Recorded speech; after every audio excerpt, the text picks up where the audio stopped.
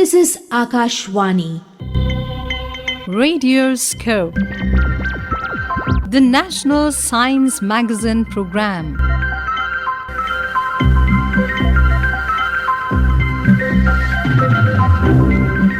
Welcome to the National Science Magazine Radioscope for the month of August.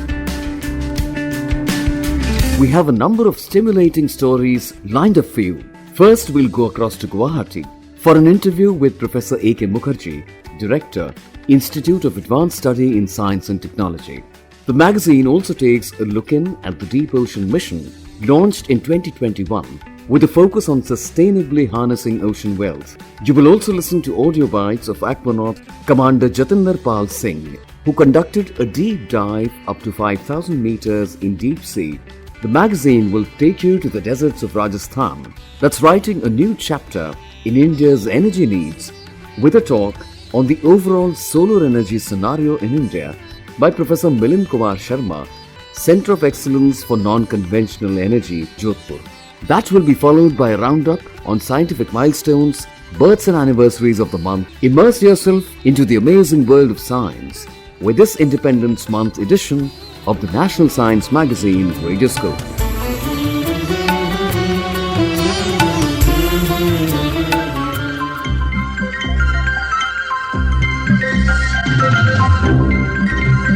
We start with the editorial by the producer of the magazine, Nitish Arora. Independence Day greetings to all the listeners of Radioscope. Let's take a look back on all the major advancements in the field of science and technology that India has made in the past 78 years since independence.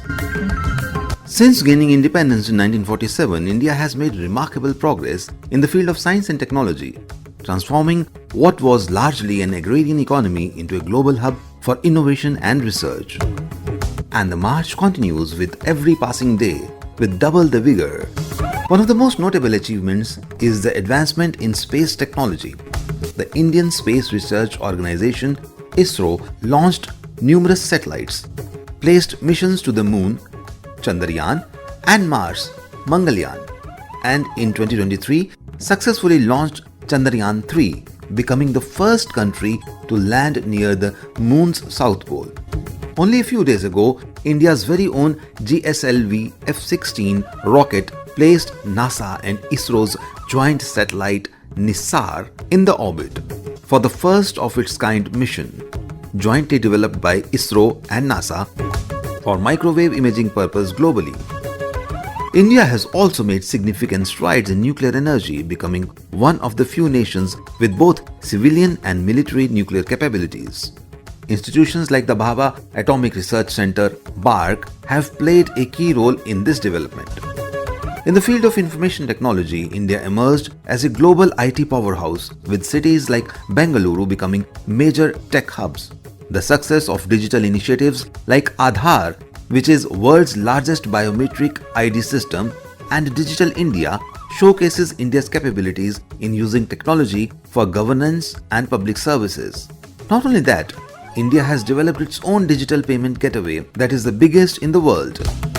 Additionally, India has shown leadership in pharmaceuticals and biotechnology, being a major producer of generic medicines and vaccines. These achievements highlight India's strong foundations in science and technology and its commitment to innovation-driven growth. India has well and truly taken great strides in the field of science and technology that every Indian should be proud of. Jai Hind.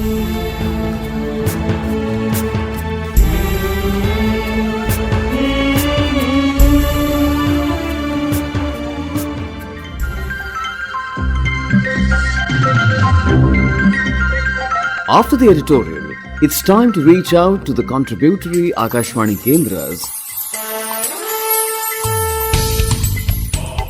We start our journey from the east, more precisely from Assam, where our colleague is locked in an interesting interview with Professor A.K. Mukharjee, Director, Institute of Advanced Study in Science and Technology, Guwahati. Hello listeners. Since independence, India has been striving for excellence in research and science and technology. Slowly and slowly, after 30 or 40 years of our independence, we started raising research institutes all over the country. Today, this remote part of our country, in Guwahati, we can see in and around Guwahati, we can see a lot of research institutes. We have Plasma Research Institute. We have Guwahati University Center for Traditional Research.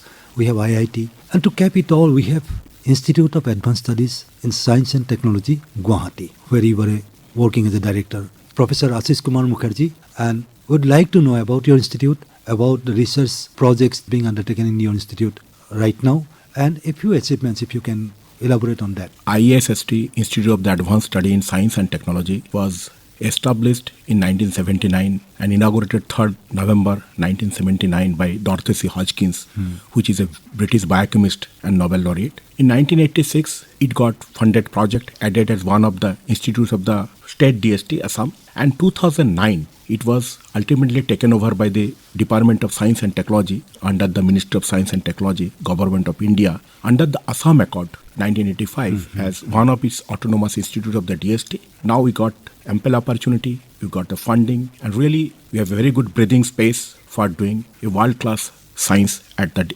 ISST. The institution basic mission and vision has been driven to foster the scientific intervention, I would say, research excellence, and technological advancement across the diverse disciplines.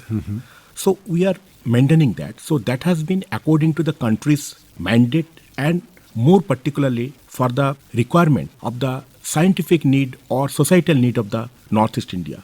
Yes, many new things have been added from 2009 and recently we have also added many things. For example, we have been trying to build the Center for Excellence in Artificial Intelligence, how it can work. We are also trying Center for Climate Change Research. Then the countries, there is a quantum theory, quantum science and technology. So again, green energy production, green hydrogen production. In a nutshell, I can tell you that we work as per the not only mandate, so some world-class scientific research we try to do. We also see what is the national priority and also we look for the regional need. So we are also vocal for the local. Do you have some local problems to attend to? One is the traditional fermented food and beverages. This is a great heritage of the, not in the Assam, but in the entire Northeast India. Every tribal's populations and other villagers, their own way of making different kinds of fermented food and beverages. We all mapped all this kind of fermented food of the Northeast India and then identified that which type of product is produced by which kind of tribal people or which area. And then we prepare a big database and submitted to traditional knowledge database so that they can get a profit if those things are not marketed. Yeah. So not marketed, but when they will be marketed, so then many people will jump and they will get the benefit. But these people, from where they have been practicing, maybe 500,000 years, they have been generation to generation, they will not get a profit. So we have been trying to get them the GI tag. 6 fermented food already we have taken. We are also helping them. We have a BioNest project through their industrialization or commercialization, whatever you say, so that they can get good earning, they can sell their product to the market and also helping them in their quality control. This is one of the areas. Second area is like traditional medicinal plant, and Northeast India is known as one of the mega biodiversity hotspot regions of the world.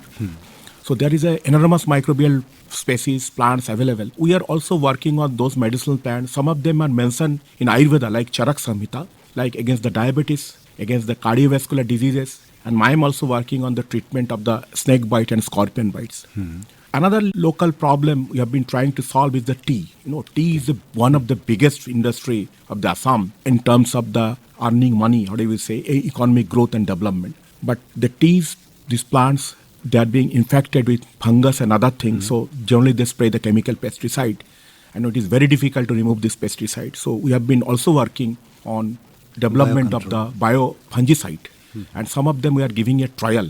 We are also developing antivenom. This is the first time a project has been taken against Northeast India specific antivenom, which has been given by the Indian Council of Medical Research. So with the help of a commercial company, we have been trying to develop an antivenom so that the people of the region can be benefited. So one unique thing is our plasma research also. So this is a plasma research that have been conducted for a long period of time. Our main motto is doing the science, but for helping the society.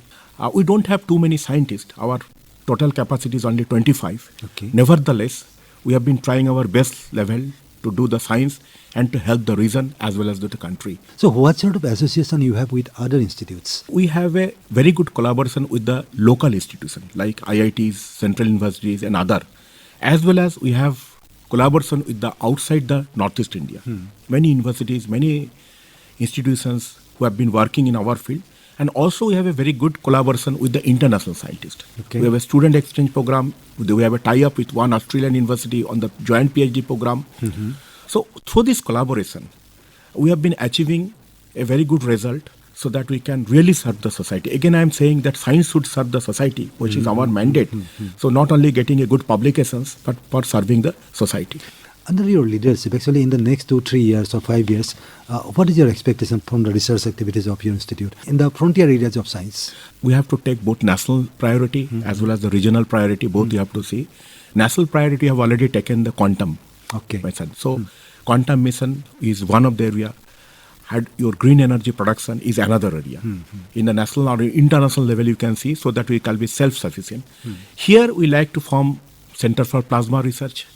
So that can be accelerated. Simply we are thinking, we have already submitted proposals and etc. for heritage food and beverage laboratory so that this can really cater the need of the society. And we also can do scientific research as well as the solving the societal problem. I think in the next few years, in the foreseeable future, we can see that the Institute of Advanced Studies in Science and Technology, Guwahati, will make an imprint of its own. It will have a footprint internationally because whatever you have said, it's very encouraging, will one day become a world-class institute, a super research institute in the foreseeable future. Thank you for coming to our studio. That was Professor A.K. Mukharjee, Director, Institute of Advanced Study in Science and Technology, Guwahati. And now it's time to dive deep into the oceans where India is making rapid advancements. The deep sea, still full of mysteries, holds not just the secrets of human origins, but also clues to our long-term sustenance and preservation. India's Deep Ocean Mission was launched on the 7th of September 2021 by the Ministry of Earth Sciences with an aim to develop technologies for exploring and sustainably utilizing the deep ocean's living and non-living wealth. Honorable Prime Minister Narendra Modi on the 15th of August delivered this promise to the nation. And I quote, "To make the country developed, we are now moving towards Samudra Manthan, that is churning of the ocean. Taking forward our Samudra Manthan, we want to work in mission mode towards finding oil reserves, gas reserves under the sea, and hence, India is going to start the National Deep Water Exploration Mission." Unquote. This mission isn't a one-time dive. It will unfold in phases and is designed as a full-throttle national project, driving forward India's blue economy, which includes all marine-based industries from fishing and shipping to biotechnology and tourism. Exploring these depths could provide solutions to global challenges like climate change. The United Nations named the 2021 to 2030 decade as the decade of ocean science for sustainable development. India's unique geography, with 7,517 kilometers of coastline, 9 coastal states, and 1,382 islands, gives it an edge in the sector. This is why, in the vision of New India by 2030, the government has placed blue economy among the 10 core growth dimensions. The MOAS leads this multi-agency effort, steering India towards the goal of tapping into ocean resources and boosting the country's maritime economy to surpass rupees 100 billion. It's about turning deep sea potential into sustainable prosperity.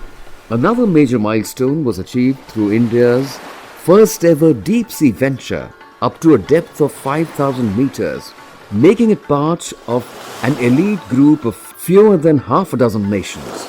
Here is what Aquanaut Commander Jatinder Pal Singh, who conducted a deep dive, have shared about their experience.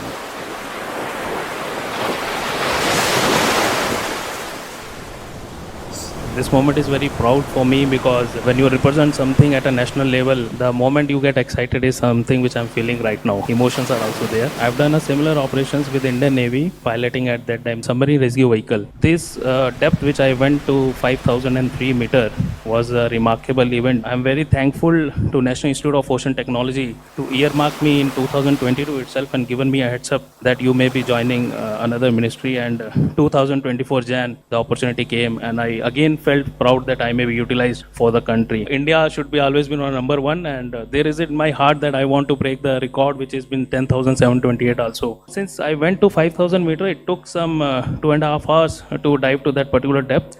And we bottomed to 5,000 meter and started doing some sampling collections and just to see how the manipulators, which is called as robotic arms, work at that particular pressure. It was very fine because it has been hydraulically operated with a joystick. After that, how the visuals appears in that particular darkness where sunlight never comes. Because since I have dived to 670 meter experience, I want to see. I didn't felt any difference because it is the same at 1 atmospheric pressure, the cabin. So I operated with lights, without lights, to see how you can make out even in case of total power failure emergency arise. And I've also seen if CO2 is being switched off, how will you be maintaining your life support system? It was really a good experience to collect all this data if some emergency occurs, what is the time taken from that particular depth to reach to the surface in a safely manner. And I spent some 4 hours of operation at seabed bottom with other experiments as well. Apart from sampling collections, like life support system, then switching on the batteries, switching off emergency batteries, how the power takes over. And then we ascended, which again takes some 2.5 hours to reach to the surface, and recovery took some 1 hour. So total it's 9.5 hours to 10 hours of total operation. Minister of State for Earth Sciences, Independent Charge, Dr. Jitendra Singh had this to say on this mission. India's quest for a double conquest has already taken off. Conquest into deep space and a simultaneous conquest into deep oceans or deep seas. And that will mark the beginning of value addition to India's economic growth story from 2 such sectors which have remained relatively underexplored and in some cases also totally unexplored over the last 7-8 decades. For that, the credit goes to this government. This is the first time they have awakened to the enormous wealth which lies in the seabed. And Prime Minister has personally not only followed it up, taken a keen interest in this mission, but he also gave it so much of priority that he spoke about it twice consecutively in 2 of his Independence Day addresses in 2022 and 2023, which of course was intended to awaken the countrymen about the merit of this deep ocean mission and the blue economy, which is going to be the new component of economy as we move on to rank 4 and then 3, 2, 1. This is the ministry which would very substantially, if not wholly, be the torchbearer of India's Viksit Bharat story. And I'm sure this Jugalbandi will repeat it next year as well. When we have one Indian going up in the space, Indian spaceship, we'll have one or more than one Indians going down in the submersible developed by India. So both the missions will be totally indigenous. They will be living up to the flagship mantra of Atmanirbhar Bharat and Make in India. This voyage is going to create much compatible milieu for India for larger and upscaled collaborations as far as our ocean experiments, ocean explorations are concerned. As far as MATSYA is concerned, next year, 2026, when we have an Indian going up, you have a submersible, registering one milestone after the other. Thank you very much. Energy self-dependency is a critical aspect that every sovereign nation aims to develop. India, under the guidance of Honorable Prime Minister, floated a successful idea of the International Solar Alliance a few years ago and is spearheading in the field of harnessing solar energy. So, from the depths of the oceans, let's now move on to the deserts of Rajasthan. For having a grip on solar energy, let's now listen to a talk on overall solar energy scenario in India by Professor Milind Kumar Sharma, Nodal Officer, Center of Excellence for Non-Conventional Energy, MBM University, Jodhpur. India's solar energy growth is one of the most remarkable stories in global renewable energy development. Blessed with vast tracts of arid and semi-arid land and high solar insolation, the country has capitalized on solar as a solution to both its energy security concerns and its climate commitments under the Paris Agreement. As of 2025, India's total renewable energy capacity has crossed 180 gigawatts, of which solar energy contributes over 80 gigawatts. It makes it the largest component of the renewable energy mix. India has pledged to reach 500 gigawatts of non-fossil fuel capacity by year 2030. And of course, the solar will be the cornerstone of this plan. The key government initiatives in this domain is the National Solar Mission NSM.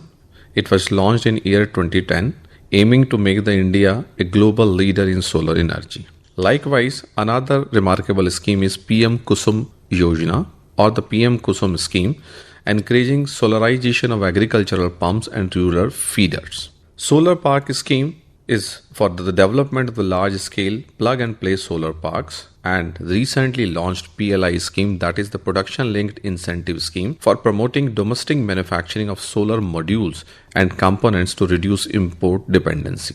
India has also assumed a global leadership role through the International Solar Alliance, popularly known as ISA, headquartered at Gurugram, aiming to promote solar use among more than 100 member countries, especially in the tropical region. Some of the key features of India's solar energy scenario include grid-connected solar PV projects at the utility scale, rooftop solar systems, off-grid solar for rural electrification, and solar parks and floating solar initiatives. Rajasthan's uniqueness in tapping solar energy is immense. Rajasthan is India's solar powerhouse, and its lead in this sector is not accidental. It results from a confluence of natural endowments and the forward-thinking policies. Natural advantages that Rajasthan has is due to solar insolation. Rajasthan receives over 5.72 kilowatt hours per meter square per day of solar energy on average, the highest among Indian states.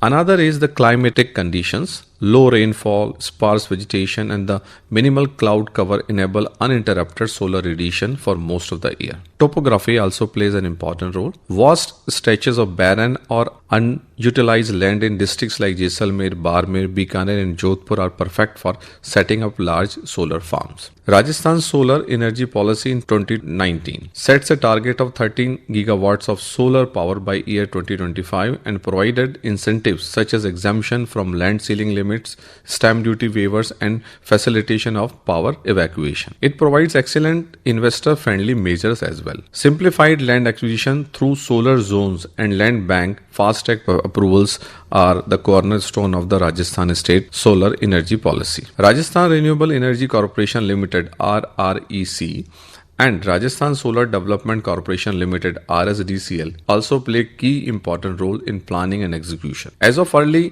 2025, Rajasthan accounts for more than 18 gigawatts of installed solar capacity, nearly 25% of India's total solar power, placing it ahead of Gujarat, Tamil Nadu, and Karnataka states. The Badala Solar Park, situated in the Falodi Tehsil, now the newly created district of near Jodhpur district, represents the zenith of solar infrastructure development. Its specification includes the total capacity of 2,245 megawatts, approximately 2.2 gigawatts. Area covered is over 14,000 acres, and it includes both public SECL, NTPC, and private players such as Adani Green Energy, ACME Solar, Renew Power, SB Energy, and Azure Power. Badala set records for cheapest solar power, with tariffs dropping to rupees 2.44 kilowatt hours and later even below rupees 2 per kilowatt hour in competitive bidding.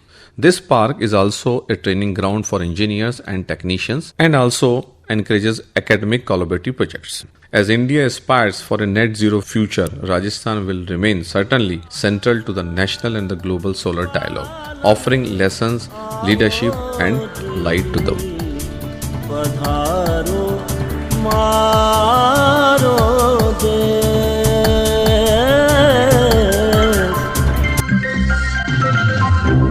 That was Professor Milind Kumar Sharma, Center of Excellence for Non-Conventional Energy, MBM University, Jodhpur. After this meaningful talk and inputs from various parts of the nation, it's time to have some scintillating science news.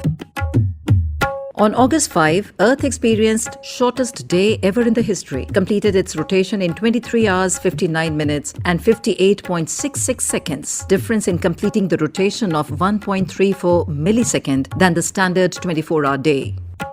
First time in the history in August 2025, scientists captured a scene of Earth crust physically tearing while earthquake by using ultra-high-speed camera. NASA will be going to launch their interstellar mapping and acceleration probe in September 2025. with a motive to study the boundary where Sun's solar wind meet interstellar space, shaping our protective heliosphere. The NASA ISRO NISAR satellite, worth $1.3 billion US, successfully deployed its 12-meter radar antenna in orbit on August 15, 2025. Launched on 30th of July aboard India's GSLV F-16 rocket, the satellite will begin full science operations by October 2025. Scientists have created the first sizable meteorite diamond, also known as Einstein or hexagonal diamond, a material predicted to be even harder than the diamonds normally found on Earth. Time to have a roundup on scientific milestones, births and anniversaries. August is a month that has seen lots of scientific milestones achieved in the past. There are lots of important days and weeks dedicated to science in this month. From 1st to the 7th of August, the world observes World Breastfeeding Week. The theme for 2025 is Prioritize Breastfeeding, Create Sustainable Support Systems, highlighting the need for family, workplace, and community support so mothers can continue breastfeeding without stress. On 2nd of August 2025, India marked the 164th birth anniversary of Acharya Prafulla Chandra Ray, known as the father of Indian chemistry. Born in Bengal, Ray was a chemist, educator, historian, industrialist, and philanthropist. Apart from science, Ray was a talented writer, authoring A History of Hindu Chemistry. On 12th of August, India celebrated the 105th birth anniversary of Dr. Vikram Sarabhai, the father of India's space program. Born in Ahmedabad in 1919, Sarabhai was a visionary scientist. He founded the Indian National Committee for Space Research, INCOSPAR, in 1962, which later became ISRO. At just 28, he founded the Physical Research Laboratory and made groundbreaking studies on cosmic rays. He was awarded the Padma Bhushan in 1966 and the Padma Vibhushan posthumously in 1972. In a solemn tribute to peace, 6th of August is observed as Hiroshima Day and reminds the world of the devastating consequences of nuclear warfare. On this day in 1945, an atomic bomb was dropped on Hiroshima, Japan, killing about 140,000 people. Hiroshima Day is not only about remembering those who lost their lives, but also about spreading awareness of the dangers of nuclear weapons, urging global leaders to work towards peace and disarmament for the safety of humanity and the planet. This is echoed later in the month by the International Day Against Nuclear Tests on 29th of August. India celebrates National Space Day on 23rd of August to honor the historic success of Chandrayaan-3, India's third lunar mission, which successfully soft-landed on the moon's south pole on 23rd of August 2023. This year's theme, Aryabhat to Gaganyaan, Ancient Wisdom to Infinite Possibilities, highlights India's space legacy and future goals. In connection with National Space Day message by Chairman ISRO, Dr. V. Narayanan.